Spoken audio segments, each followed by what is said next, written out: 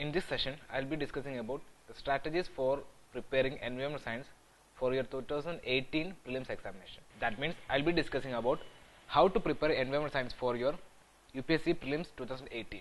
So I will be discussing about what to study from environmental science, how to study environmental science, and where to study environmental science.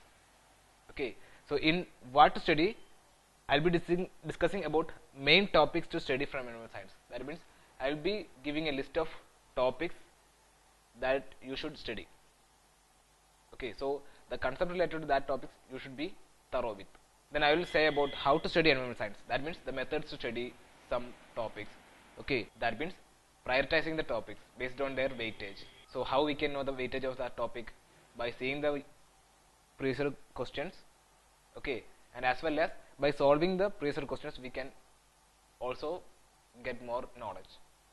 So after that I will be giving a list of books. That means book list. Okay, that a UPSC aspirant must read. Okay, so these are the main things I will be discussing in this session. So before discussing the topics, let me show you the importance of environmental science for your prelims examination. Around 11 to 25 questions are asked from environmental science. That means 22 to 50 marks you can expect from environmental science for your preliminary examination. So that much relevance environmental science is having. Okay, so we need to be thorough with environmental science, its basic concepts and also current affairs, because last 2 to 3 years the questions were from current affairs.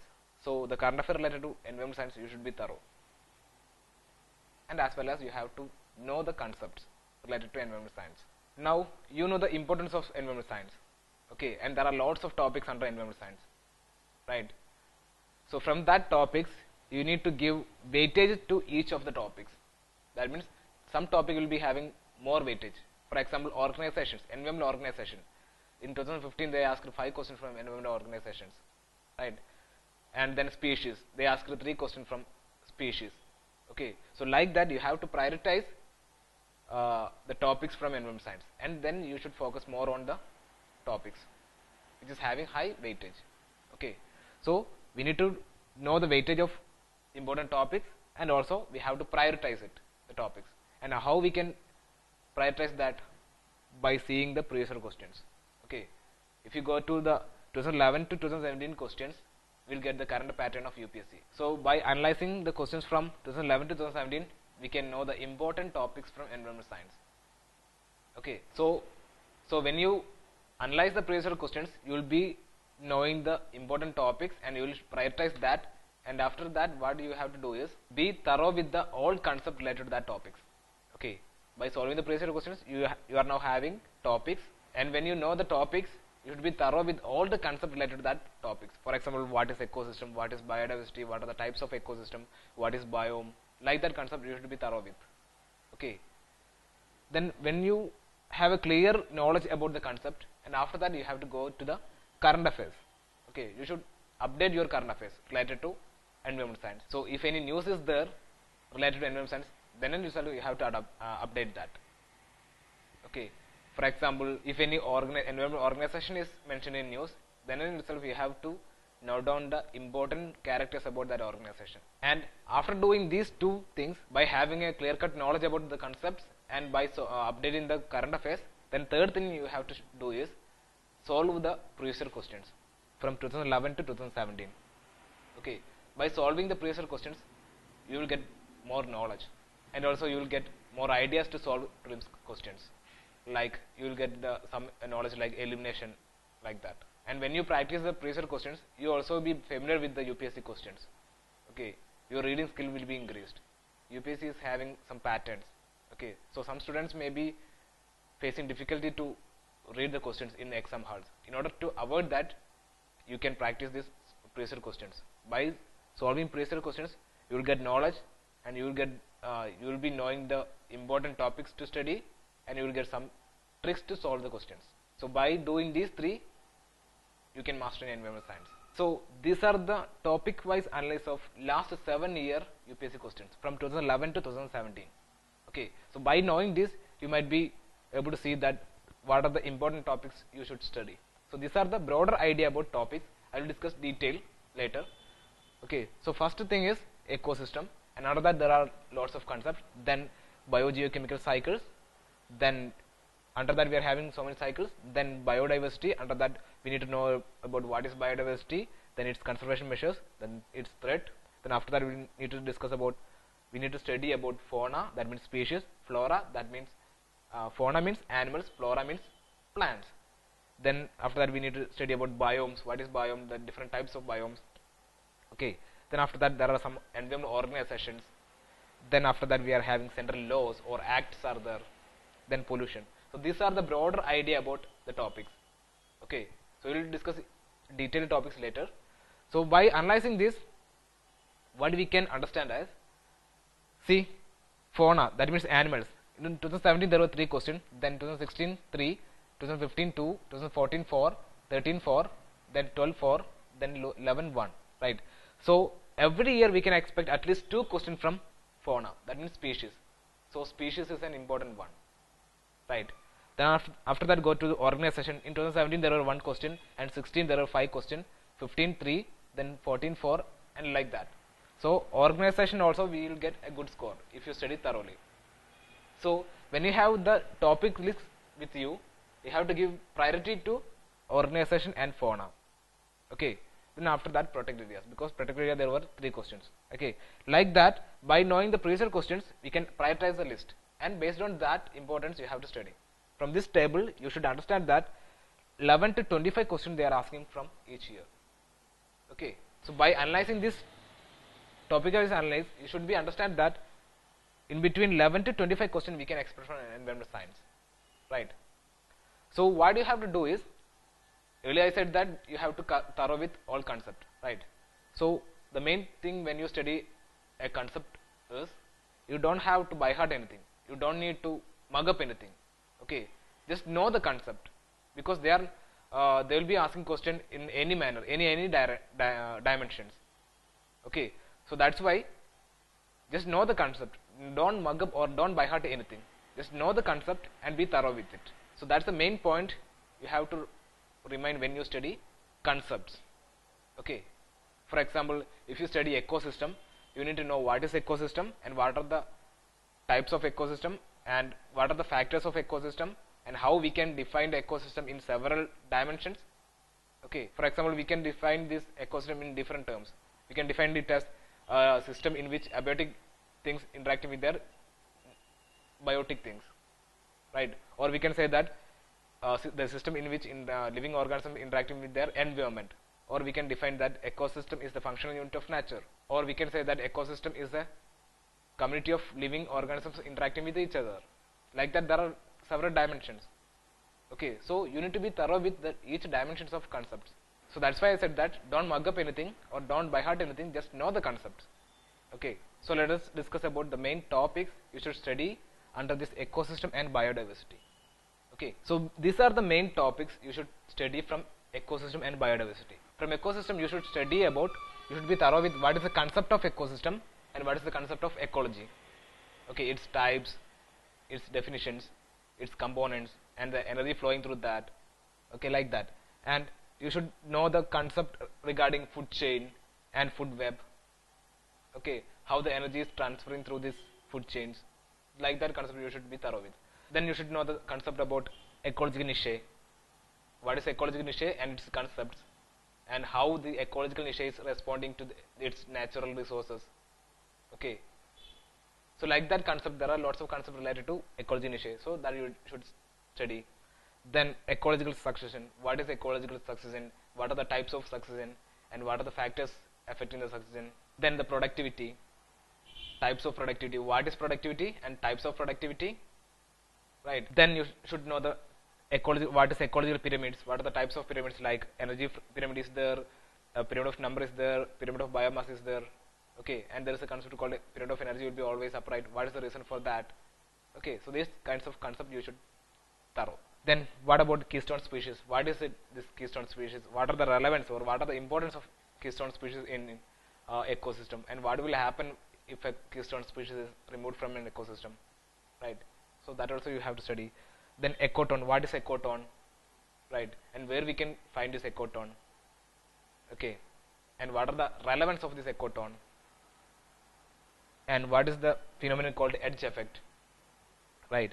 And what is the thing called carrying capacity?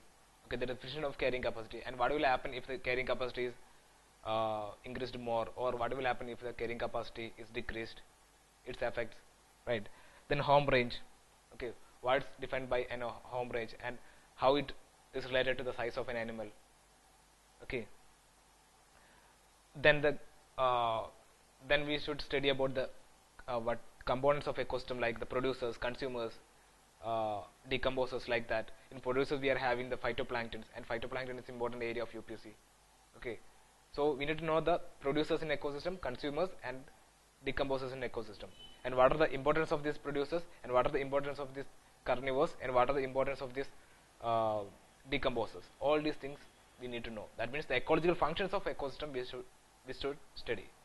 And after that we need to go for biodiversity, okay. So from biodiversity we need to know what is the biodiversity and what are the types of biodiversity. That means there are genetic diversity is there, species diversity is there, and ecosystem diversity is there, and what is the difference between these three, that we need to study.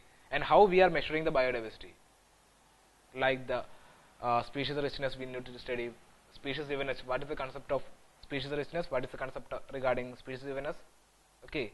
Then after that, how this diversity is distributed all over the world. There are some patterns for distributing the species or the plants or the animals along the entire planet, right? So we need to know the how these species are distributed. That means the factors determining the distribution of species, like the temperature, latitude, altitude, okay, sunlight, availability of vegetation, like that. Then we need to know the importance of biodiversity as well as the main threats for biodiversity, okay. And what are the main threats defined by Convention on Biological Diversity? In 1992 we are having CBD, Convention on Biological Diversity, and by that they are saying mainly 5 important major threats for biodiversity. And what are that 5 major threats for biodiversity, that we need to know, okay. Then we need to know the conservation methods, okay. We need to know the conservation methods for biodiversity, like in situ conservation methods are there, ex situ conservation methods are there, and how these two are done. That means how in situ conservation is doing, like declaring it as a protected area. So we need to study about what is protected area and the types of protected area. And we need to know the invasive species, what is the term called as invasive species, and what are the effects of this invasive species, okay. And we need to know what is alien species, okay. And we need to know what is pioneer species. We need to know what is climax community. We need to know what is flagship species, okay. And we need to know what is speciation.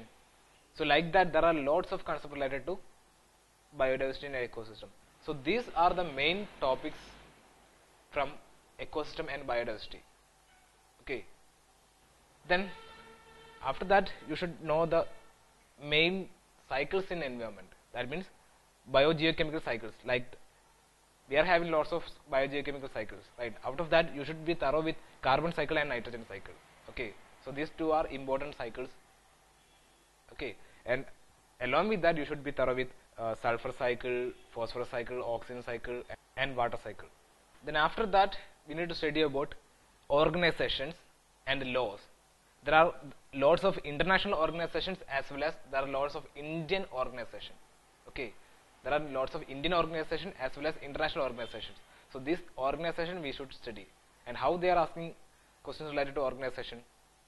In order to know that, you should read the previous. When you read the previous questions, you will be knowing that how they are asking questions, okay. So mainly what are the main points they are asking is how they are working, or what they are stand for, how they are working for the protection of environment, how they are doing their functions. So what are the functions of this organization, okay.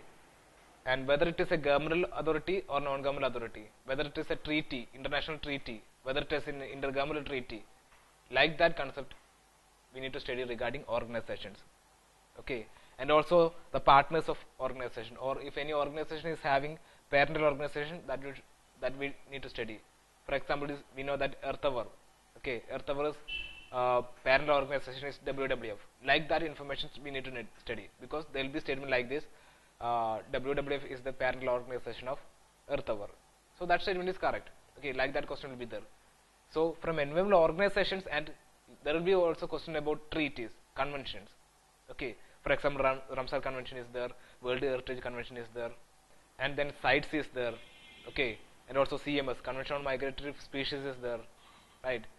So like that, there are lots of organizations. Okay, we need to study about that organizations. Okay, and what are the main things you have to study? Whether it is a government organization and or non-government organization, and what are the main functions they are doing, or what are the main important features of that organization, okay, or the functions of that organization, and how they are doing their work, like whether they are giving technology, or whether they are giving funds, or whether they are giving any awareness programs. Okay, so this much knowledge you need to know about organizations.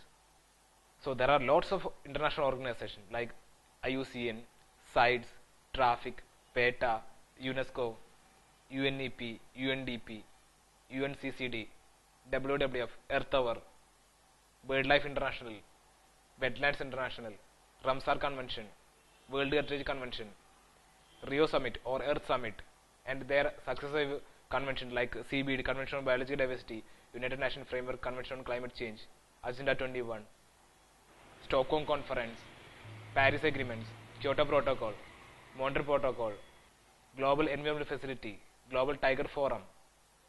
So like that, there are lots of environmental organizations. Okay, so whenever an organization is come to news, then in itself you have to go to the official website of that organization, and there we can see the About Us page. For example, if you go to the WWF site, you can see an About Us page, and that About Us page will be having all of the information about that organization.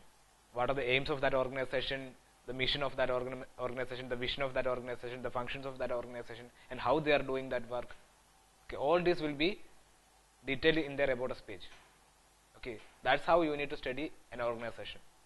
Okay, like that, there are lots of Indian laws, Indian acts are there, like the Environment Protection Act 1986, Wildlife Protection Act 1972, Forest Act 2006, Biology Diversity Act 2002, etc. Right. So we need to know the importance of this central laws, and what are the main provisions of that law, which of the organizations are considered under the law.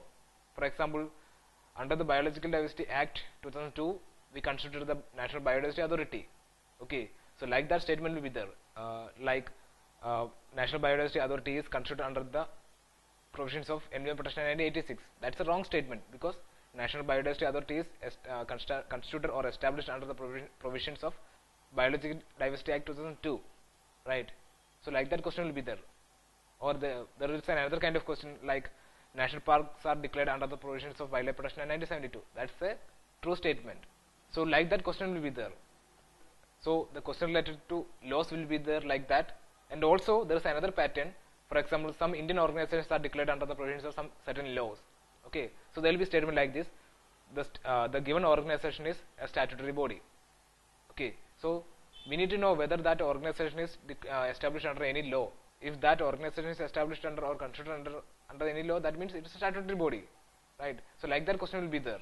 So like that, there are several Indian organizations established under the provisions of certain laws. So that law and their organization we need to study.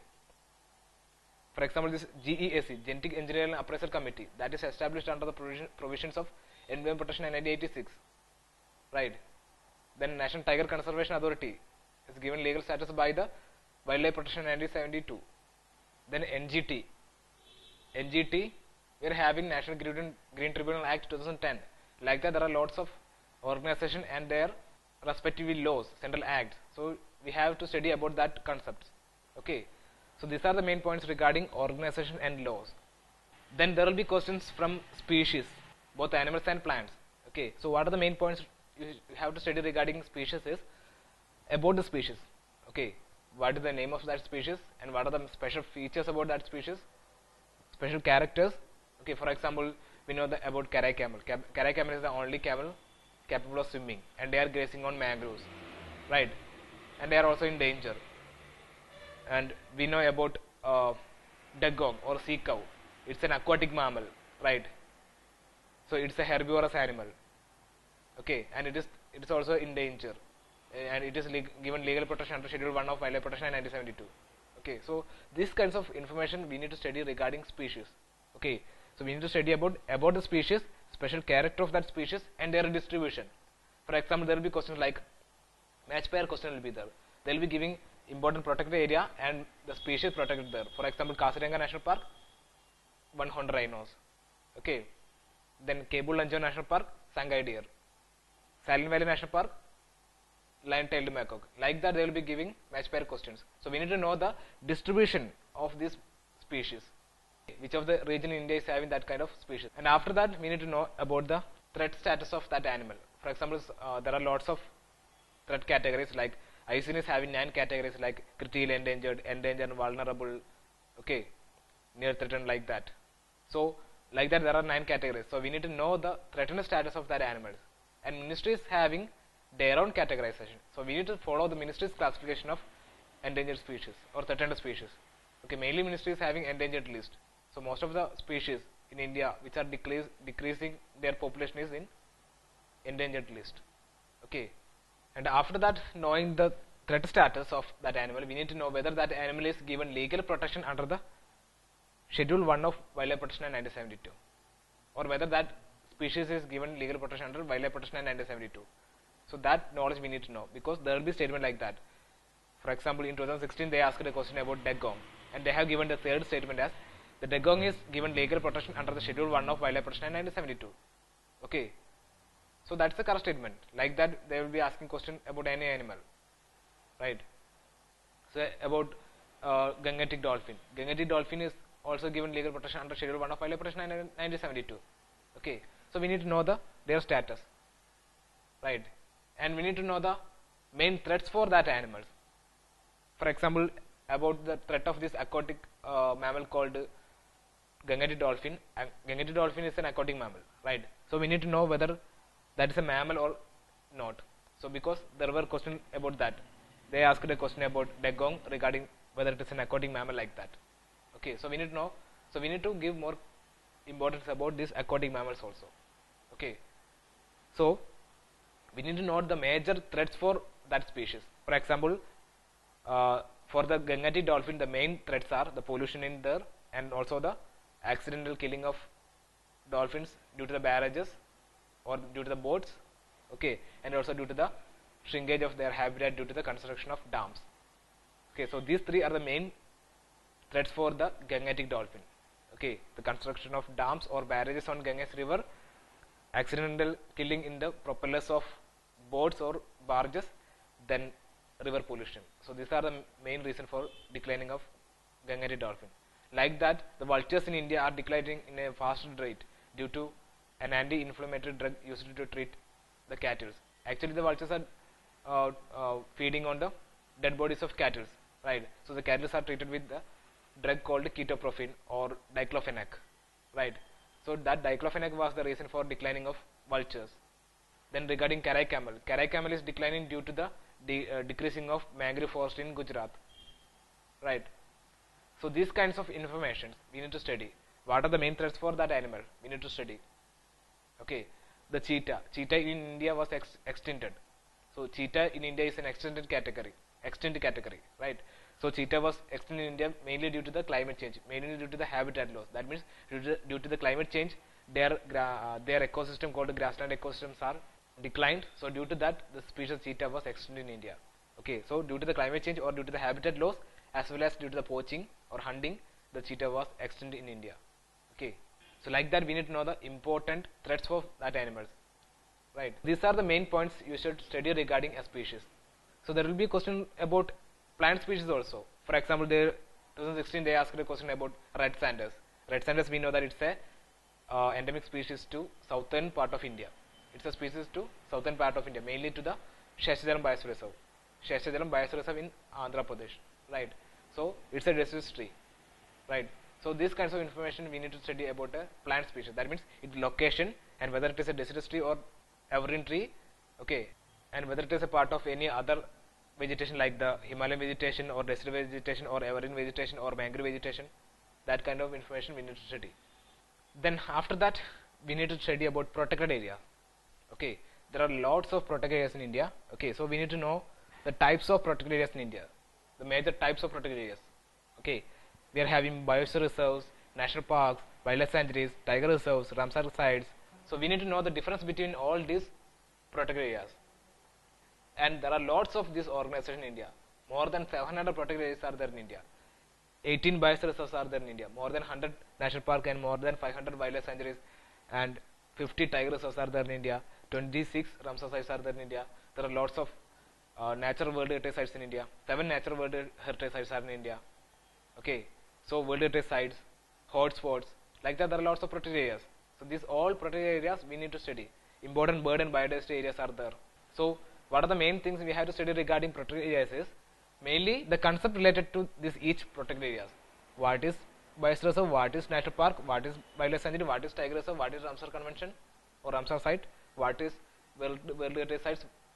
Okay, so like that concept we need to study first.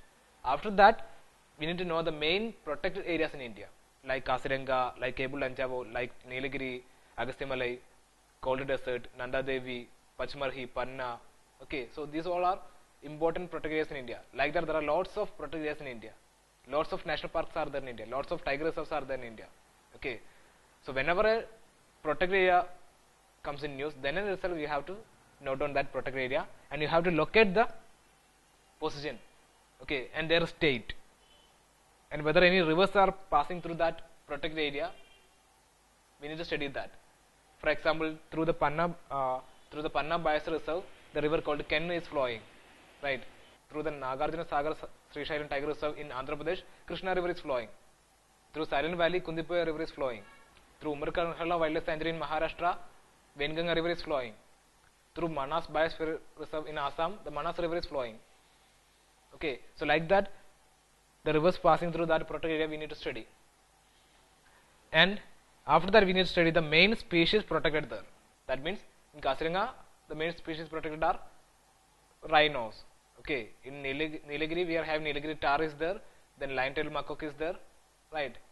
Then when we go for Gir National Park we are having Gir lions, right? When we go for Desert National Park we are having great Indian bustards. When we go for Nandafa National Park we are having Nandafa flying squirrel. When we go for Manas we are having pygmy hawk. When we go for Kebul Lanchavo National Park we are having Sangai deer or dancing deer.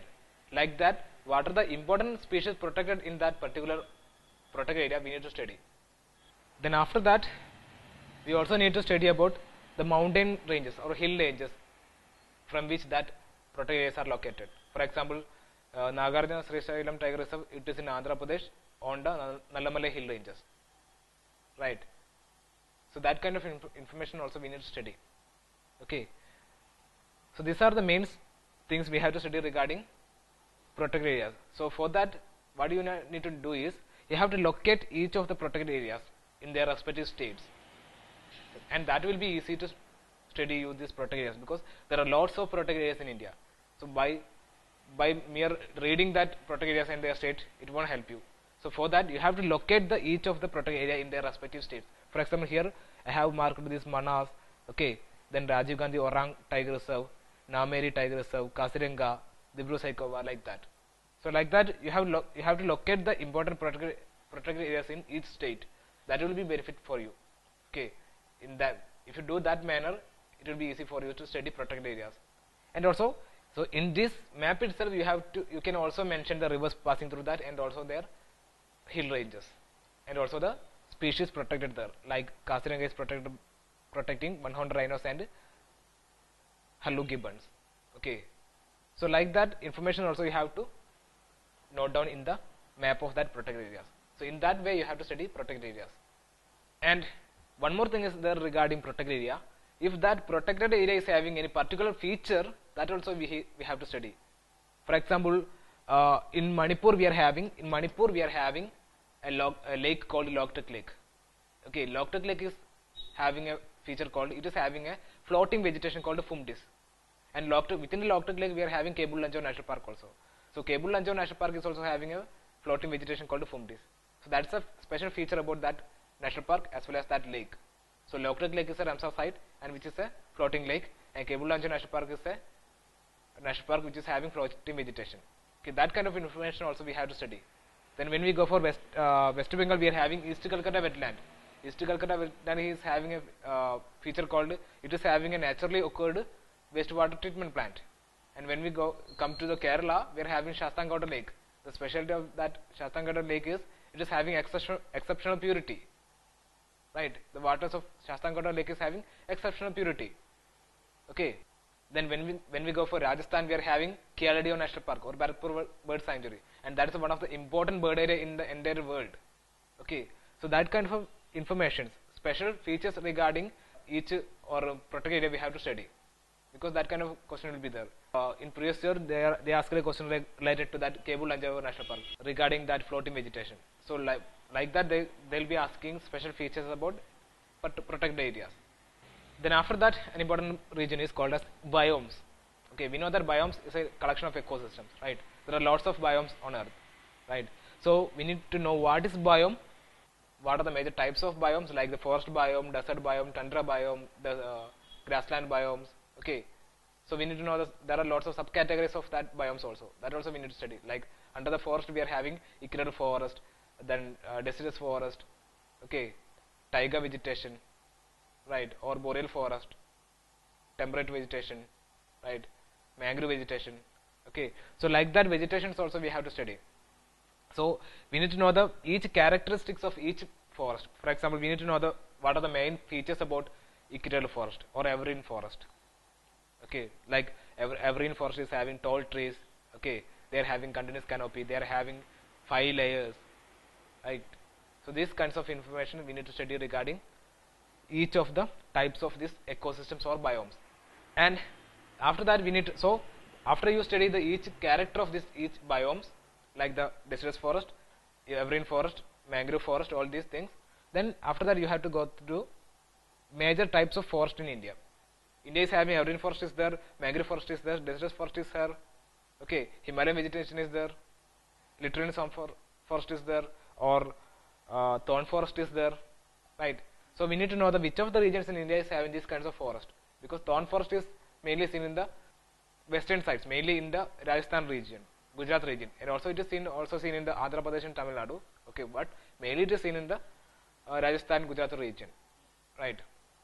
Then equatorial forest or evergreen forest are mainly seen in the Western Ghats and northeastern states, as well as in Andaman Nicobar, right?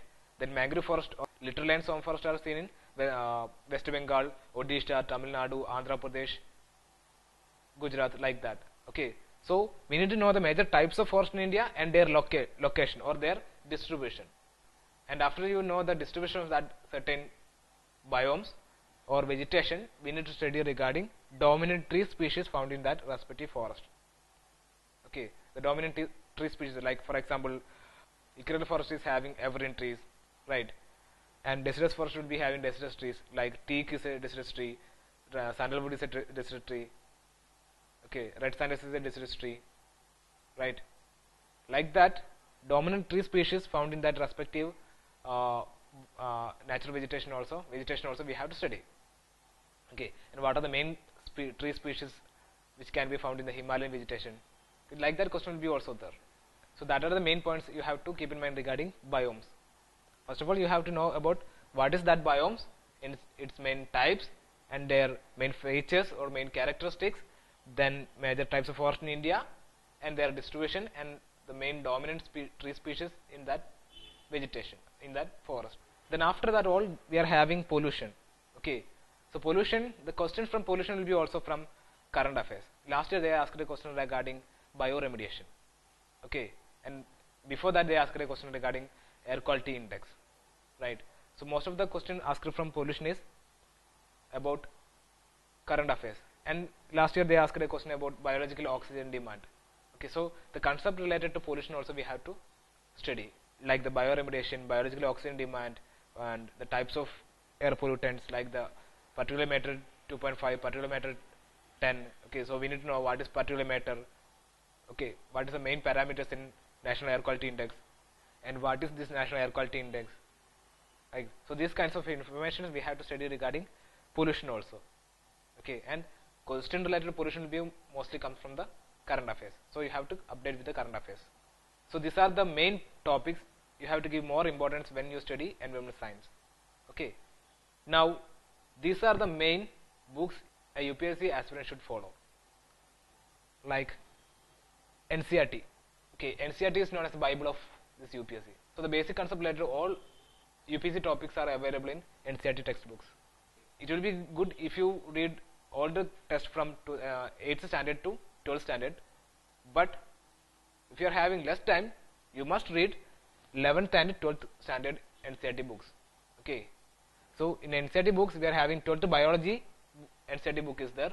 After that we are having in this 12th biology NCRT textbook we are having ecology session. Last unit is ecology session. So you should read that 12th standard biology text NCRT textbook. And after that we are having in 11th standard we are having an NCRT book called Fundamentals of Physical Geography. Okay, in Fundamentals of Physical Geography we are having unit 6. Under this unit 6 we are having two chapters called Life on Earth and Biodiversity and Conservation. Okay, Life on Earth and Biodiversity and Conservation, and that is mainly dealing with the biodiversity. Okay, and it is in the 11th NCRT textbook called Fundamentals of Physical Geography. Okay, unit 6. And after that in 11th standard itself we are having India Physical Geography. Okay, in 11th standard NCRT textbook we are having India Physical Geography. In that we are having unit 3. Under the unit 3 we are having natural vegetation. So in order to study biomes, in order to study tree species, we are having natural vegetation under the unit 3 of India Physical Geography textbook of 11th NCRT. Okay, so these are the main books you should read. Then after that, in order to know the recent initiatives, recent programs, and also the organizations, conventions, all these matters, we have to go through India Yearbook. So in order to update the environment knowledge, we have to go through India Yearbook every year. And next book is Shankar IAS Environment textbook. Okay, so most of the aspirants in India are following this Shankar IAS textbook on environment in order to study environment science. So that also you can prefer. Then after that you should read major news in major newspapers. Okay, you should read the Hindu, Times of India, Economic Times, these kinds of newspapers you should study, you should read in order to update the current affairs. Then we are having the biggest source, Google. So whatever the thing, whatever the subject you have a doubt, then just Google it. And when you Google it, you have to go to the authentic sites. Okay, authentic sites like the their official websites. Okay, or the government websites that you can prefer. Don't go for other sites. So if you are having any doubts regarding any particular organization, for example, if you are having any doubt regarding IUCN, just go to the official website of IUCN. There you can see the about us page. Okay, or if you are having any doubt regarding traffic, then you just go to the official website of traffic. And if you are having any doubt regarding WWF, or if you are having any doubt regarding sites, or if you are having any doubts regarding Earth Summit, just go to the official website of that each organization or each convention. You will get the knowledge. Okay. Then rather than all this, you can go for New IAS Environment material. Okay. New IAS Environment material is having all the compilation of this NCRT textbook and current affairs, and all this is there with the New IAS Environment materials. So these are the book list, or these are the books you have to read regarding environment science in order to get a good knowledge in environment science. So I hope this session benefits you. So just go through the all topics I have mentioned and be thorough with the concept and just update the materials or update the current affairs, then solve the previous questions. Then let me show you the specialty of New IAS course. We are having offline course as well as online course, and if you are choosing this New IAS course, you will get the comprehensive UPSC study materials.